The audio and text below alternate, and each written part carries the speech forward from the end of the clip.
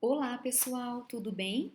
Sejam bem-vindos a mais uma aula no canal É Isto, seu canal de Histologia Humana, com as professoras Ana Paula Faloni e Bruna Chiari Andreu. O tema da nossa aula de hoje é o tecido muscular. E os objetivos da nossa aula são conhecer as características histológicas do tecido muscular e distinguir os principais subtipos de tecidos musculares, que são três: o estriado esquelético, o estriado cardíaco e o liso. O tecido muscular, ele se origina a partir do folheto embrionário mesoderma, por isso nós dizemos que sua origem embriológica é mesodérmica. E ele apresenta células que se caracterizam por conter proteínas contráteis em seu citoplasma, como por exemplo a actina e a miosina, as principais proteínas contráteis. Dentre as funções do tecido muscular, nós podemos citar o movimento do corpo e de suas partes, o que é possível, por exemplo, por meio do músculo estriado esquelético. Este músculo encontra-se conectado por meio de tendões ao esqueleto e a partir da sua contração é possível então termos o movimento do corpo e de suas partes. Uma outra função é a de alteração no tamanho e na forma dos nossos órgãos internos, como por exemplo vísceras, vasos sanguíneos, a partir da contração do músculo liso. E por último, função de constrição, bombeamento e de outros movimentos de propulsão. Um exemplo de bombeamento seria o músculo estriado cardíaco executando a sua contração e permitindo o bombeamento do sangue pelo nosso corpo. Neste esquema estão representados os três tipos de tecidos musculares do nosso organismo. O músculo estriado esquelético, assim chamado por possuir estriações, estar conectado ao esqueleto. O músculo estriado cardíaco, que também possui estriações e constitui parte do coração, mais especificamente a túnica média do coração, o miocárdio. E por último, o músculo liso, assim denominado por não apresentar estriações e estar presente em vísceras, vasos sanguíneos, órgãos do nosso organismo. Vamos iniciar então o estudo dos três tipos de tecidos musculares a partir da organização do músculo estriado esquelético. Nesta representação esquemática, temos um músculo estriado esquelético do nosso organismo, que é constituído por células ou fibras musculares estriadas esqueléticas. Essas células, então, podem ser chamadas de fibras pelo fato de serem longas, e cada uma delas é constituída por estruturas ainda menores, as miofibrilas. Envolvendo o músculo como um todo, nós temos o denominado epimísio, que está apontado pelas setas em branco. O epimísio é constituído por um tecido conjuntivo propriamente dito, bastante fibroso, que em algumas porções emite septos que vão constituir o perimísio. O perimísio também é um tecido conjuntivo propriamente dito, um pouco menos fibroso que o epimísio, que envolve grupos de fibras musculares, ou seja, feixes de fibras musculares. E a partir do perimísio surgem estruturas ainda menores, denominadas de endomísio. O endomísio vai envolver cada uma das células musculares estriadas esqueléticas. A partir dessa representação esquemática de cortes longitudinal e transversal, nós conseguimos observar ainda melhor que as fibras musculares estriadas esqueléticas são realmente longas, podem apresentar até cerca de 30 centímetros, que elas possuem um diâmetro variável, esse diâmetro pode ir de 10 a 100 micrômetros, de acordo com a quantidade de proteínas citoplasmáticas que cada uma dessas células apresenta. Elas são cilíndricas, o que fica mais nítido de se notar a partir do corte transversal, multinucleadas, o que a gente consegue perceber no corte longitudinal, e apresentam muitas miofibrilas. No corte transversal, A representação nos permite observar pontinhos em preto. Esses pontinhos representariam as diferentes miofibrilas presentes no interior de cada uma das fibras ou células.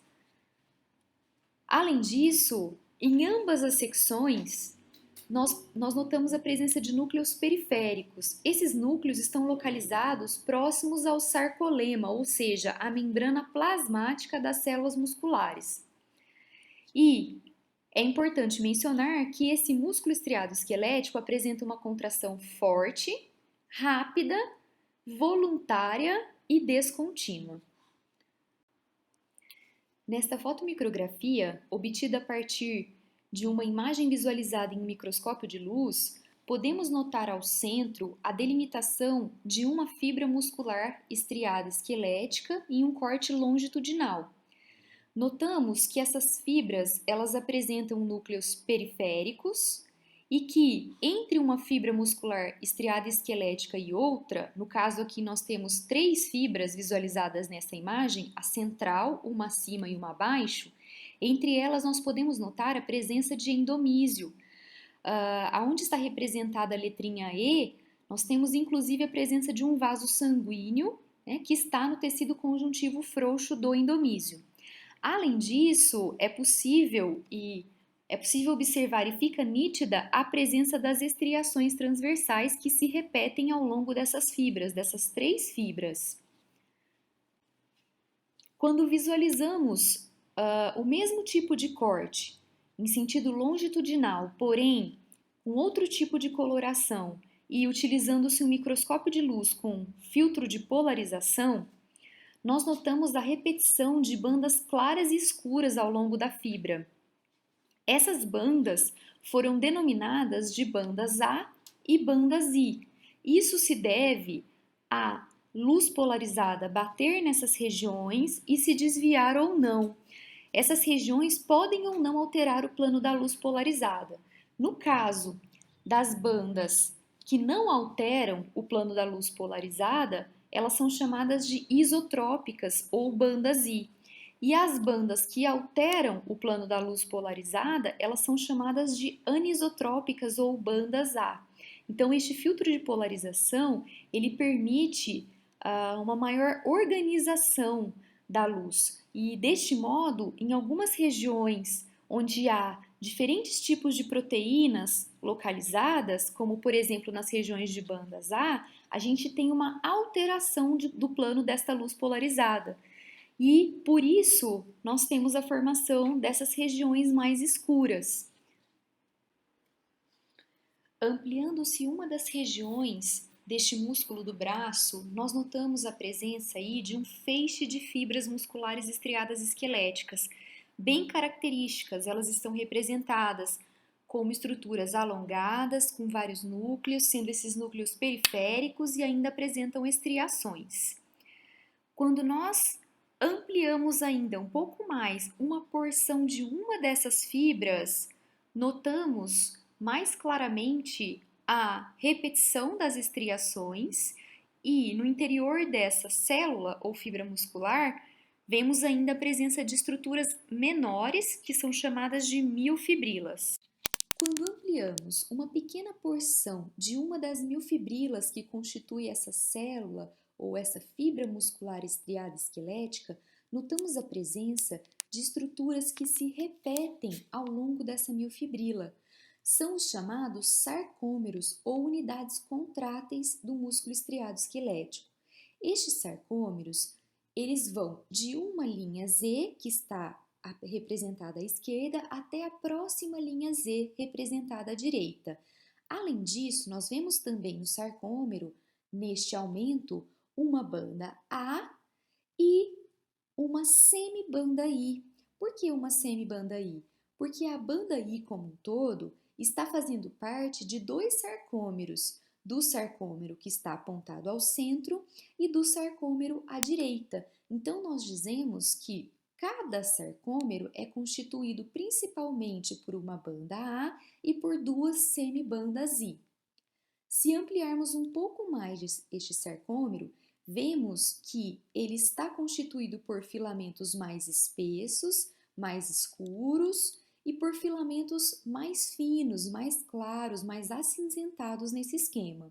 Os filamentos finos são os filamentos de actina, representados à direita. Eles são constituídos por monômeros que se unem formando esse filamento fino ou actina. Além do filamento de actina, nós temos os filamentos mais espessos, que são os filamentos de miosina. À direita, temos um pouco mais de detalhes desses filamentos de miosina e podemos notar a presença de uma cabeça e de uma porção mais alongada no filamento de miosina. Na região de banda A, nós temos a sobreposição dos filamentos finos e grossos, ou seja, da actina e da miosina. Deste modo, quando a luz polarizada passa por essa região, há uma alteração do seu plano. E essas regiões, então, são as regiões anisotrópicas, onde nós temos a presença dos dois tipos de filamentos que, por esse motivo, alteram o plano da luz polarizada. Nas regiões mais laterais, onde nós temos apenas filamentos de actina, não há alteração significativa do plano da luz polarizada. Deste modo, nós temos aí uma região isotrópica, ou seja, região de banda I.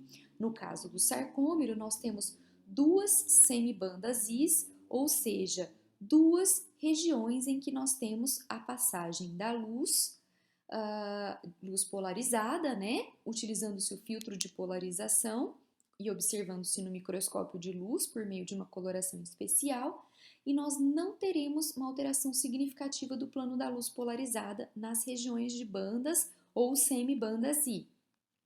Ao centro deste sarcômero, notamos a presença de uma região onde apenas a miosina, se encontra. Esta região é chamada de banda H e o centro da banda H é denominado de linha M, representado então por essa letrinha M. Agora que finalizamos o estudo do músculo estriado esquelético, vamos iniciar a compreensão do músculo estriado cardíaco. Este músculo, como dissemos anteriormente, está presente na túnica média do coração, denominada miocárdio. Suas células se caracterizam por apresentarem núcleo central, no máximo 2 núcleos centrais, são células que se ramificam, apresentam estriações transversais, daí o nome músculo estriado cardíaco, além de estruturas em forma de escada, estruturas escaliformes que representam um complexo de junções relacionadas tanto à união intercelular como também à comunicação entre uma célula cardíaca e outra. Nessa imagem anatômica, o miocárdio localiza-se nas regiões onde estão presentes as estrelinhas amarelas, ou seja, na denominada túnica média do coração. Nestes dois esquemas de representações longitudinal e transversal de cortes de músculo estriado cardíaco, nós notamos que as células são alongadas e ramificadas, podendo exibir de 85 a 100 micrômetros de comprimento, apresentam um diâmetro de cerca de 15 micrômetros, apenas um ou no máximo 2 núcleos centrais, discos intercalares, que são essas estruturas em forma de escada presentes no corte longitudinal. Essas estruturas são complexos juncionais que permitem a adesão entre uma célula muscular estriada cardíaca e outra, e também permitem a comunicação entre elas de modo que atuem como um sincício. E por último, a contração deste músculo é vigorosa, rápida, contínua, também chamada de rítmica, e involuntária, ou seja, não está sob nosso comando. Aplicando agora os conhecimentos teóricos à prática, podemos observar aqui um corte histológico de músculo estriado cardíaco no sentido longitudinal. Nesta imagem, curada por hematoxilina e eosina, nós visualizamos que as fibras musculares cardíacas, elas se ramificam, elas apresentam núcleos centrais e também estriações transversais, Daí o nome músculo estriado cardíaco. Além disso, conectando uma célula muscular cardíaca à outra, visualizamos apontados pelas setinhas verdes os discos intercalares, estruturas relacionadas à coesão entre as células cardíacas e também à comunicação. Em mais detalhes, nesta imagem, temos aqui um esquema feito a partir de microscopia eletrônica de transmissão, do que é visualizado por meio deste microscópio. E nós notamos à esquerda a célula 1 e à direita a célula 2. Essas regiões, esses contornos em cor amarelo-ouro, representam as membranas plasmáticas, a primeira da célula 1 e a da direita da célula 2. Conectando então essas duas membranas plasmáticas, nós temos aí a estrutura em forma de escada, ou seja, o chamado disco intercalar, que está conectando então as células musculares cardíacas 1 e 2. Esses discos, eles são constituídos por complexos juncionais, são constituídos por três tipos de junções: as zônulas de adesão, representadas aí apontadas pela setinha vermelha. Essas estruturas têm como função conectar, ancorar os filamentos de actina dos sarcômeros à membrana plasmática. Logo em seguida, nós vemos os desmossomos apontados pela setinha verde, que tem como função a união das células musculares cardíacas 1 e 2. E por último, nós temos as junções comunicantes, que permitem a comunicação entre as células 1 e 2. Permitem a passagem de íons de uma célula para outra, garantindo a propagação da despolarização da membrana plasmática de uma célula para outra. Agora que finalizamos o estudo dos músculos estriados, ou seja, que apresentam estriações decorrentes da organização, do modo como as proteínas estão organizadas no seu citoplasma, vamos falar um pouco a respeito do músculo liso. Este músculo está presente em nossos órgãos, principalmente em órgãos ocos e nos vasos sanguíneos, e, como funcionam de maneira involuntária, ajudam a controlar o peristaltismo em diferentes órgãos e também o calibre dos vasos sanguíneos. Este músculo ele se caracteriza por apresentar células que têm um núcleo central e são mais espessas ao centro, afilando-se na extremidade. A partir dessa representação esquemática semelhante à que vimos para os músculos estriados, podemos notar no corte longitudinal que as células do músculo liso são mais volumosas ao centro e mais afiladas nas extremidades, o que também é possível de se notar neste corte transversal, onde vemos diferentes tamanhos, diferentes diâmetros de células. Além disto, essas células também são longas e apresentam um tamanho que pode variar de 20 a até 500 micrômetros. Seu núcleo é único e central, presente na região de maior volume da célula. Elas apresentam ao seu redor uma lâmina basal e uma rede delicada de fibras reticulares. Essas estruturas são produzidas pelas próprias células musculares lisas. Não apresentam sarcômero nem troponina, o que não significa que o músculo liso não contém no citoplasma das suas células proteínas. Sim, ele contém praticamente todas as proteínas presentes nos demais músculos, com exceção da troponina. E por último, a contração deste músculo caracteriza-se por ser fraca, lenta e involuntária. Nessa imagem histológica, conseguimos observar um corte longitudinal de músculo liso, em que é possível notar a presença das células alongadas, mais espessas ao centro, onde se localiza o núcleo, e mais afiladas nas extremidades. Para complementar o seu estudo, sugerimos a utilização desta bibliografia. E por hoje, pessoal, é isto. Obrigada por assistir o nosso vídeo e se você gostou, inscreva-se no canal e deixe o seu like. Até a próxima!